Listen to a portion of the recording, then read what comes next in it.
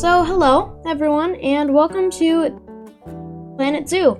So I actually forgot to record the start of this, but it's worth it to still watch. It's a work in progress build. It doesn't really look all that like put together in the beginning, but it ends up turning out pretty good. So I haven't done a speed build in a while, so I don't know. The last speed build I did, I just put it to some nice music, like the music you hear in the background right now. Kind of like that music. So, I don't know. So I'm sorry that I haven't really done much this summer in terms of recording, but you know, I only really try to record when I want to so that the quality isn't absolutely terrible. And I wish that it wasn't at all terrible, but unfortunately, a couple of the videos were kind of just put out because I needed to put out videos. So, I'm hoping that it'll just all work out how I want in the end. So, right now, we're just working on this. And my motivation for this Planet Zoo was because I really wanted to play Planet Zoo for a while, and I did actually start a Planet Zoo park a while back, but it was just the most mundane thing. Like, I pretty much just put a box around like a preset, basically. I really didn't do anything entertaining or unique with the build, but that's why in this series I'm going to be doing stuff that is like kind of entertaining and unique. So I'm going to try my best each episode to be able to do, instead of just doing stuff with the mere templates, like try to expand my horizons and making it like a good build and not just something that I'm doing just because I want to put out content. So right now I'm actually kind of struggling with the pathing system, but I'll get it eventually. Like, I wanted to make it so that there is 3 different entrances. There's 2 on the sides where you just get straight into the park. Zoo. I'm so used to Planet Coaster. There's 2 on the sides where you just get straight into the zoo, and then there's 1 in the middle, which is a bigger area, which has more stuff to do. Also, just so you know, I turn off the snow in a second because it gets so annoying. So I'm just gonna go into the thing and snow. So, yeah, as much as I do love the atmosphere stuff in this Planet Zoo, I don't really like it all that much when it completely interferes with building. Also, I'm pretty sure that I need to get power to these substations, and I completely forgot to do that. We'll do that next time. But, you see, I would show the finished product before the video, like some people do. I just don't want to spoil it, but I guess it does give people like the approach of what we're building, like, so they actually know what we're building. And I feel every single time I tried to shield my eyes from like seeing the end product of a build, because I want to see the end product from the speed build, not from the get-go. But it does make sense to like hype up the viewers so that they do like watch the end product. So I don't even know how many people are watching this, but whoever is, thank you. Recently I did actually try to do a thing with Five Nights at Freddy's. I actually tried to play that game and it turned out pretty unique. My approach to it.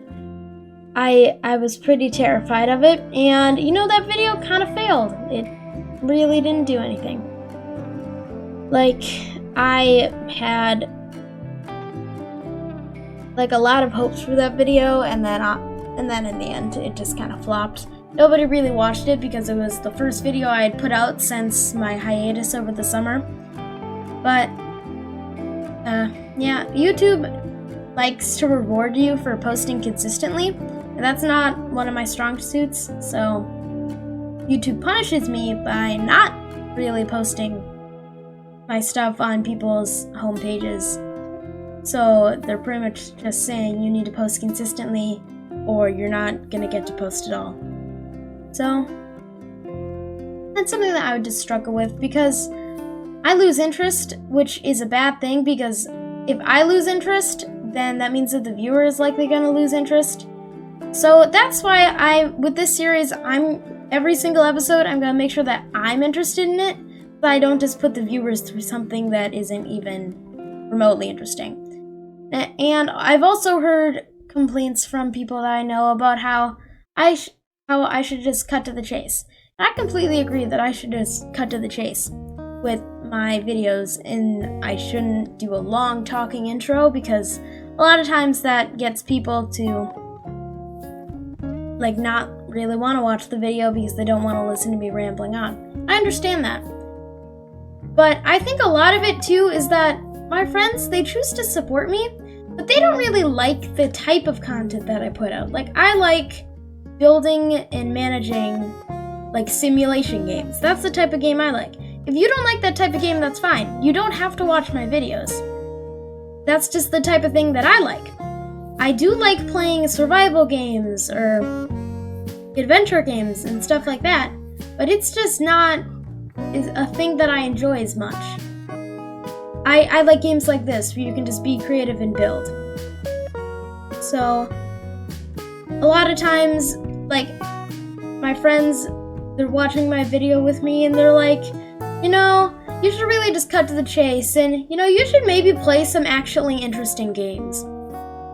Because they say that, like, Subnautica, for instance, that actually had a decently high viewership with it because it is a survival game and it appeals more to a lot of people's interests, I guess.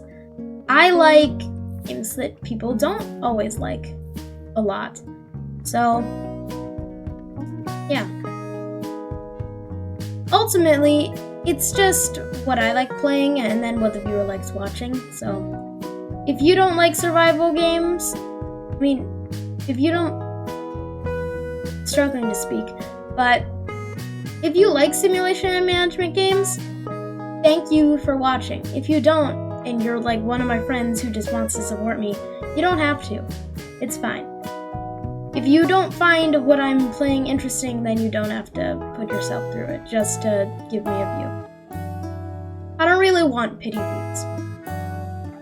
So I'd rather that I just get the people who are actually interested so that it's a consistent viewer base and everyone isn't just miserable. I feel like my channel seems way too kid-friendly.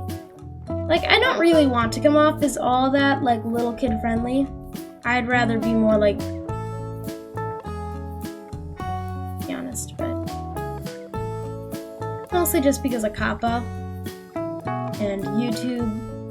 Like, every single time they post a video, I'm like, not made for kids. I'm just afraid that they're gonna be like, no, this is definitely made for kids.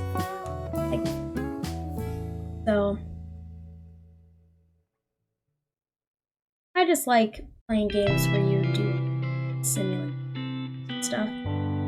Now that I am watching this footage back, I realize that it does take a while to get to where it is, but it is like a work in progress with it. I really tried to experiment with different types of materials on the walls and just making a variety of stuff. So right now I'm changing the inside to look more like a jungle log as the wall, compared to the outside, which is more like an alpine stone. And right now they're trying to teach me how to do the terrain shape tool. But I hope that this footage doesn't come off choppy, because for me it does, but when I'm watching it back, it's a lower resolution so I can just get through it easier, like in my editing software, but I hope that it doesn't come off being choppy on your end, because that would be bad. No, Planet Zoo and Planet Coaster, I feel like I'm a little bit late to the party. Like with every single thing I do, I seem to be pretty late with everything, because I only usually buy games after their hype is done, because I don't want to spend money on a game that I don't really know about all that much, so that I get bored with it. But you know, as much as I do like these simulation management games, I do also like the survival in the other games. It's not as much. So I think that maybe I should try and play some games like that too, in addition to this. I used to play The Sims 4 consistently, but like I mostly just built speed build Saturday or whatever I called it. So yeah, that kind of stopped after like 3 episodes of that. I could still restart it. I mean, I do like building in The Sims. So, but anyways, the motivation for the zoo was largely because of somebody who I know who likes zoos and wants to own a zoo. So I'm making them a zoo. Hi, I hope you're watching this. Yeah, I'm making them a zoo, and hopefully it's gonna be the most epic zoo ever. Like, totally lit. Why am I even commentating this? Well, if you've made it this far in the video, hi, and thank you. And I'm sorry that I just put you through that. The pathing system in this game is very unique, in which it's very finicky and you can't edit it after you're done or like move it like an object. So it's different than other games. And I know that right now the whole entire building looks like a mess, but it'll come together. It's just patience.